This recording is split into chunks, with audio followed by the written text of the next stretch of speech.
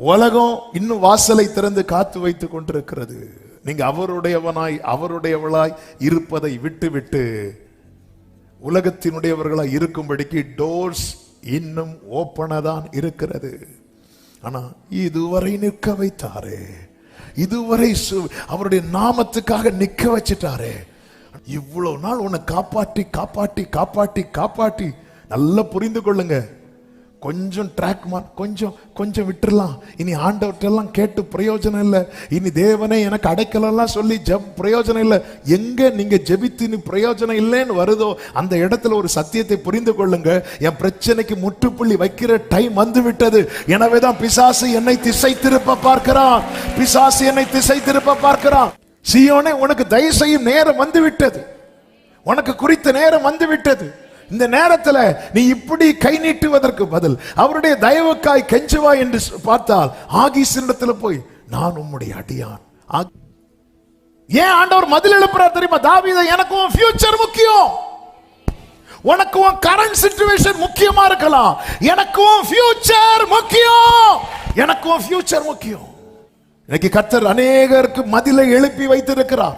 ஏன் ஏன் ஆண்டவரே, நாங்க எவ்வளவு முயற்சி, எனக்கு உன் ஃபியூச்சர் முக்கியம். அவ்வளவுதான். சவுலை நான் தள்ளுனதுக்கு அப்புறம் பெலிஸ்தேட்ட போய் அடைக்கலம் போகலையே, நீ போயிட்டியே. இந்த தேவ பிள்ளைங்க ட்ராக் மாறுறது மாதிரி வேற யாரும் மாற மாட்டாங்க. தேவ பிள்ளைங்க பின்மாற்றம் அடைகிறது மாதிரி வேற யாரும் அடைய மாட்டாங்க. தேவ பிள்ளைங்க மறுதளிக்கிறது மாதிரி. இன்னைக்கு பாருங்க, அநேகர் கடவுளே கிடையாதுன்னு சொல்றது யாருன்னு பார்த்தா ஒரு காலத்துல அப்படி இருந்தவங்களா இருப்பாங்க. ஆண்டவர் வசனம் சமூகம்னு நாடுனவங்க தேடினவங்க இன்னைக்கு பைபிள் எப்படி சத்ருவானவன் கண் வைக்கிறான் பாத்தீங்களா? அற்ப ஆதாயத்துக்காக சேஷ்ட புத்திர பாகத்தை விட்ட ஏசாவை போல 30 வெள்ளி காசுக்காக மகிமையை விட்ட யூதாச போல ஏன் கர்த்தர் மதிலை கட்டுகிறார் தெரியுமா? உன் வாழ்க்கையில கர்த்தர் வைத்திருக்கிற திட்டம் நடக்காம போயிடக்கூடாது.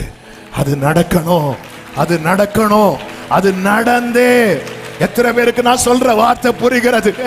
என் வாழ்க்கையில ஏன் இந்த மதிலை கட்டி எழுப்பினார் தெரியுமா? தேவன் என்னை குறித்த ஒரு திட்டத்தை வைத்திருக்கிறார். தேசம் எப்படி போனா என்ன, சபை எப்படி போனா என்ன, ஜனம் எப்படி, இதுக்காக உன்னை கர்த்தர் அழைத்தார்.